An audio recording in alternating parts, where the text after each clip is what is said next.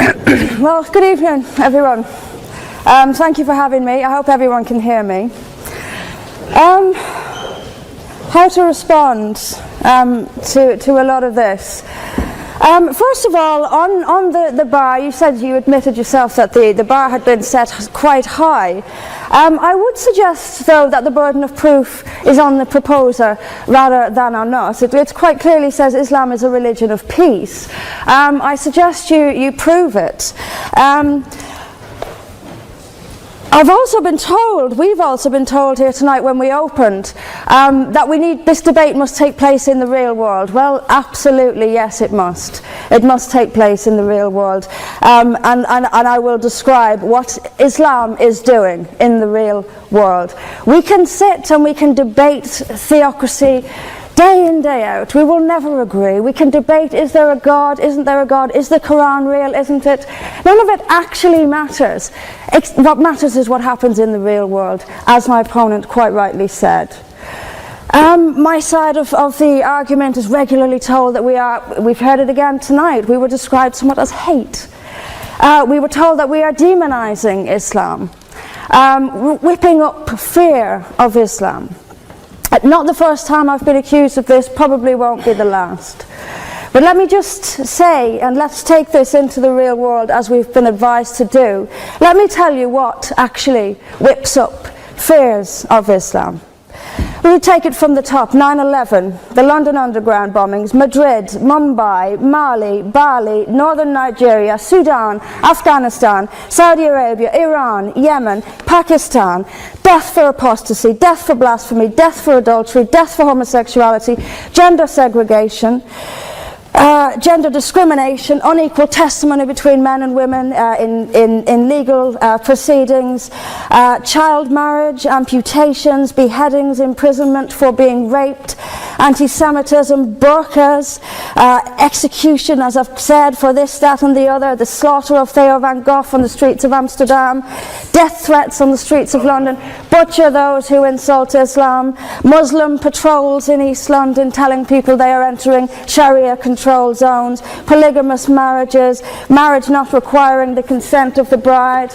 This is what causes fear of Islam. It is not me, it is not my colleagues on this side. What information on that point? If Islam and Muslims are responsible for the Muslim patrols, I'm not finished. I'm not. No, I'm not. I mean, let me speak on. But the point is that it is not I or my fellow debaters on this side who are causing fear of Islam. It is the actions of Muslims that are causing fear of Islam. That is the real world. That is where we actually live. Then we'll be told that this is just the extreme fringe of Islam. Well, let me have a look at Saudi Arabia. Saudi Arabia is the birthplace of Islam, the custodian of its holy sites. In Saudi Arabia, a woman is not allowed to drive. She is not allowed to leave the house without a mahram. She is not allowed to vote, although they've been incredibly generous by allowing some votes in the next elections. This is apparently the extreme fringe of people are executed for blasphemy, executed for apostasy. In Saudi Arabia, the birthplace of Islam, we'll be told that's the extreme fringe of Islam. No, it is not. Calling Saudi Arabia the extreme fringe of Islam is like calling the Vatican the extreme fringe of Catholicism. Sorry, it just doesn't work. Then we'll be told that we've misunderstood. Violent Muslims have misunderstood. Saudi Arabia has misunderstood. Iran, which stones people to death for adultery, has misunderstood. Yemen, which marries children at the age of 9, has misunderstood. Has there ever been a more spectacularly misunderstood religion than Islam? It seems that these nations who apply it as their laws, nations which have the Quran as their constitution, innumerable nations, where there is no free speech, where there is no freedom of religion, they've all got it wrong. They've all got it wrong. It's quite a spectacularly misunderstood religion. There's just so much. I'm constantly told as well that I need to respect Islam. I'm never quite given a good enough reason why. I am under no greater obligation to respect Islam than I am any other beliefs. I'm under no more obligation to respect a woman oppressed in the name of Islam than if she is oppressed by the BNP or anyone else. I am under no obligation to make compromises with an ideology I simply don't see as peaceful. Why don't I see it as peaceful? Because of the evidence. If I look around the world and I see the countries where Islam calls the shots, all I see is brutality and violence imposed by the state. We were told that peace is not just the absence of violence but the presence of justice. Absolutely. I do not see how in a nation where, as the only woman here, I have some particular issues with the way women are treated in Islamic states. Now you can argue that they've got it wrong. Tell them that, because they seem to think that's what it is. Yes, I mean there's so much to say about it, but is there a peaceful Islam? Yes, there is. It's in the hearts of peaceful Muslims. Unfortunately, though, there's also a rather more objective Islam, and peaceful Muslims have to do some really rather creative interpretation, like the command to beat her. I've seen Muslim women. I didn't stand up for you. You're allowed to. Well, I didn't. So if you could just have it. But I knew this would happen. I knew this would happen, by the way. I knew this would happen. What I'm saying is completely controversial and will be booed and shouted down, and I have no doubt my colleagues the same. I knew this would happen. You say anything negative, you'll get the boos. I'm actually going to leave it there. But I will finish just by saying this. There are hundreds of millions of peaceful Muslims. That is a fact. But that does not mean that Islam itself is peaceful. Peaceful Muslims interpret verses of the Quran so almost beyond recognition. It's reinterpreted, like the command to beat her. It's there in the Quran, and I've seen Muslim women try to dance around it. They put words in there that simply aren't there. That's what it says. It says beat her. And in the countries where the Quran calls the shots, that is exactly what they do. This is not peace. This is not justice. Islam is not a religion of peace, as the evidence shows us. Thank you. Thank you very much, Mr. President. Ladies and gentlemen, good evening. Assalamu alaikum. Lovely to see you all here tonight. We are having a very entertaining night, are we not, with some very interesting things being said from the other side of the house tonight. Let me begin by saying, as a Muslim, as a representative of Islam, I would consider myself an ambassador for Islam, a believer in Islam, a follower of Islam and its Prophet. So in that capacity, let me begin by apologizing to Anne-Marie for the Bali bombings. I apologize for the role of my religion and me and my people, for the killing of Theo van Gogh, for 7/7. Yes, that was all of us. That was Islam, that was Muslims, that was the Quran. I mean, astonishing claims to make in the very first speech tonight, on a day like today, where the Conservative Prime Minister of the United Kingdom is having to come out and point out that these kind of views are anathema. And I believe you're trying to stand for the Labour Party to become an MP in Brighton. If you do, and you make these comments, I'm guessing you'll have the whip withdrawn from you, but then again, UKIP's on the rise, they'll take you, the BNP, they might have something to say about your views. This is what Mehdi Hassan always does. By the way, just on a factual point, since we heard a lot about the second speaker, about how backward we Muslims all are, on a factual point, you said that Islam was born in Saudi Arabia. Islam was born in 610 AD. Saudi Arabia was born in 1932 AD. So you were only 1,322 years off. Not bad? Not bad start there. Talking of maths, by the way, a man named Al-Khawarizmi was one of the greatest mathematicians of all time, a Muslim, worked in the golden age of Islam. He's the guy who came up with not just algebra, but algorithms. Without algorithms, you wouldn't have laptops. Without laptops, Daniel Johnson tonight wouldn't have been able to print out his speech in which he came to berate us Muslims for holding back the advance and intellectual achievements of the West, which all happened without any contribution from anyone else other than the Judeo-Christian people of Europe. In fact, Daniel David Levering, the author of the Pulitzer Prize-winning historian and author of The Golden Crucible, points out that there would be no Renaissance, there would be no Reformation in Europe without the role played by Ibn Sina and Ibn Rushd and some of the great Muslim theologians, philosophers, scientists in bringing Greek texts to Europe. As for this being our university, I will leave that to the imagination as to who is our and who is there. I studied here too. An astonishing set of speeches so far making this case tonight. A mixture of just cherry-picked quotes, facts and figures, self-serving, selective, a farrago of distortions, misrepresentations, misinterpretations, misquotations. Daniel talked about my article in the New Statesman, which got me a lot of flack, where I talked about the anti-Semitism that is prevalent in some parts of the Muslim community, which indeed it is. Of course, I didn't say in that piece that it was caused by the religion of Islam. In fact, modern anti-Semitism in the Middle East was imported from, finish the sentence, Christian, Judeo-Christian Europe, where I believe some certainly bad things happened to the Jewish people. In fact, Tom Friedman, Jewish-American columnist in the New York Times, told me in this very chamber last week that he believed, had Muslims been running Europe in the 1940s, 6 million extra Jews would still be alive today. So I'm not going to take lessons in anti-Semitism from someone who's here to defend the Judeo-Christian values of a continent that murdered 6 million Jews. Moving swiftly on. Yes. Absolutely. Well, I'm about to make that point. No, I'm about to make that point. You're right. I agree with you.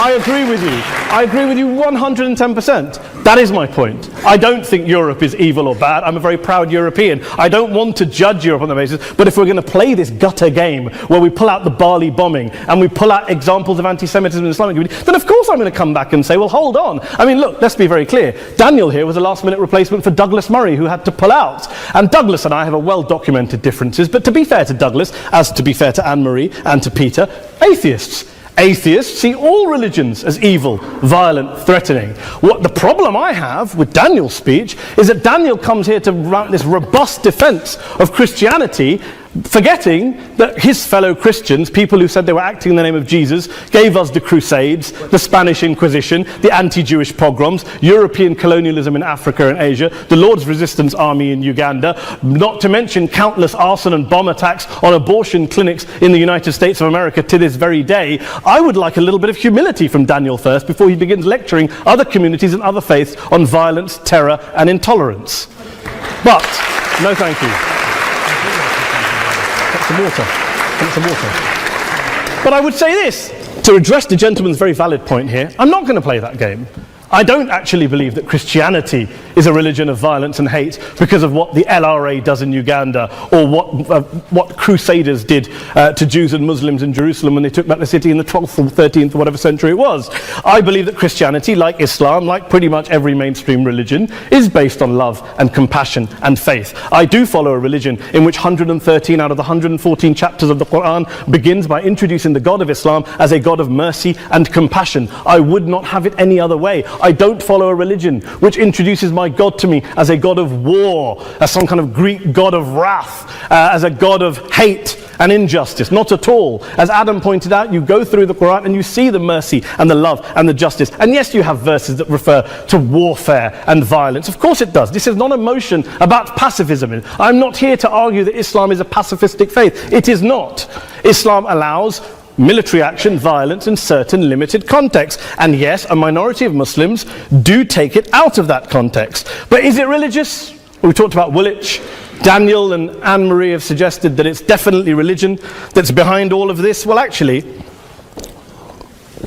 what I find so amusing tonight is we're having a debate about Islam, and the opposition tonight have come forward. We have a graduate in law, a graduate in modern history, a graduate in chemistry, and you know, I admire all of their intellects and their abilities, but we don't have anyone who's actually an expert on Islam, a scholar of Islam, a historian of Islam, a speaker of Arabic, even a terrorism expert or a security expert or a pollster, let alone to talk about what Muslims believe or think. Instead, we have people coming here, putting forward these views, putting forward these sweeping opinions. Listen to Professor Robert Pape of the University of Chicago, one of America's leading terrorism experts who, unlike our esteemed opposition tonight, studied every single case of suicide terrorism between 1980 and 2005, 315 cases in total. And he concluded, and I quote, "There is little connection between suicide terrorism and Islamic fundamentalism or any of the world's religions. Rather, what nearly all suicide terrorist attacks have in common is a specific secular and strategic goal to compel modern democracies to withdraw military forces from territory that the terrorists consider to be their homeland."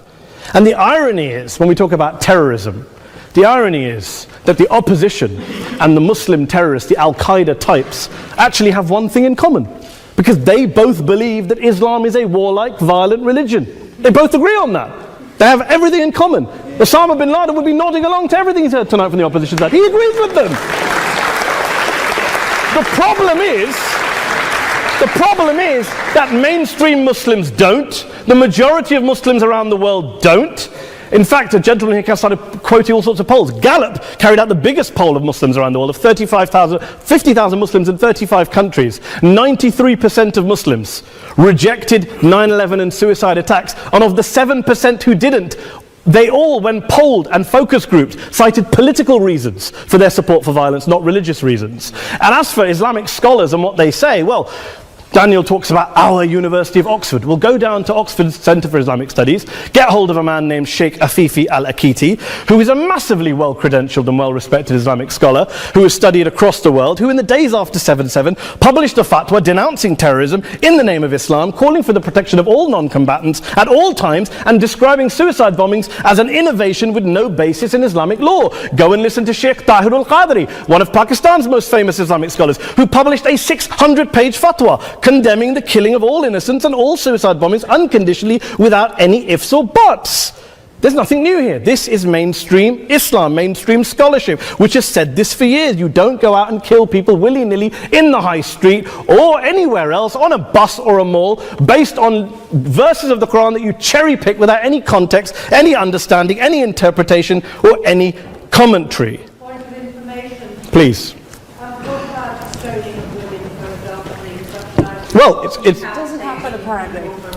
I didn't say it doesn't happen at all. I never said it didn't happen. I don't blame Islam. Yes, it's a very good point. And a lot of us are campaigning against that. And we're campaigning against it in the name of Islam. We're campaigning against it in the name of various interpretations of Islam. Anne-Marie comes and scares us with her talk of Sharia law. I would like to see the book of Sharia law. It doesn't exist. People argue over what Sharia law is.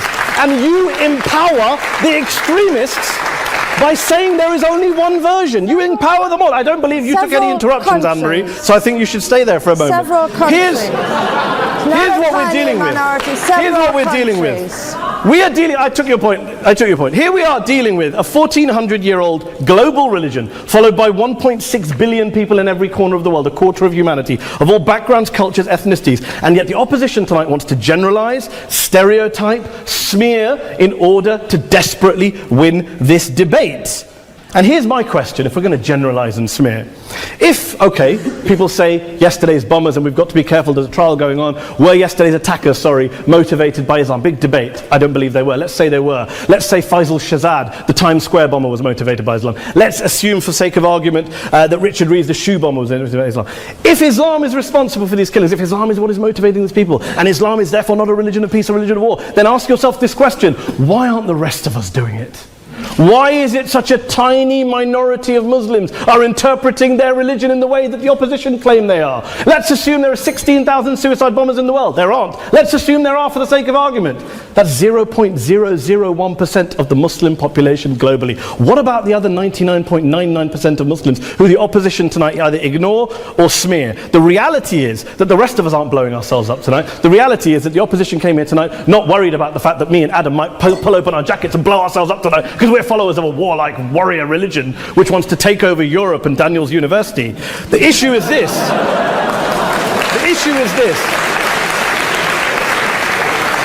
Unless the opposition can tell us tonight, and Peter Atkins is here, one of our great atheist intellectuals, can tell us tonight, can answer this question tonight: why don't the vast majority of Muslims around the world behave as violently and aggressively as a tiny minority of politically motivated extremists? Then they might as well give up and stop pretending they have anything relevant to say about Islam or Muslims as a whole. Ladies and gentlemen, let me just say this to you. Think about what the opposite of this motion is.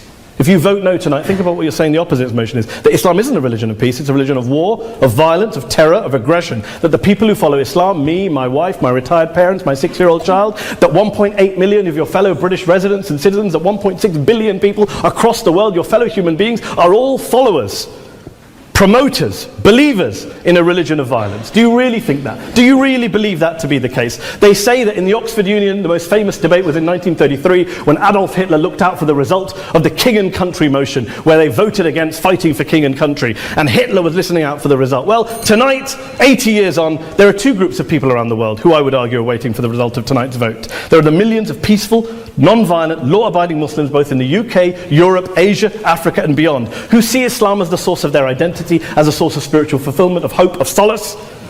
And there are the phobes, the haters, the bigots out there who want to push the clash of civilizations, who want to divide all of us into them and us and ours and their. Ladies and gentlemen, I urge you all not to fuel the arguments of the phobes and bigots. Don't legitimize their divisions. Don't legitimize their hate. Trust those Muslims who you know, who you've met, who you hear, who don't believe in violence, who do want you to hear the peaceful message of the Quran as they believe it to be taught to the majority of Muslims, the Islam of peace and compassion and mercy, the Islam of the Quran, not of Al-Qaeda. Ladies and gentlemen, I beg to propose this motion to the House. I urge you to vote yes tonight. Thank you very much for your time.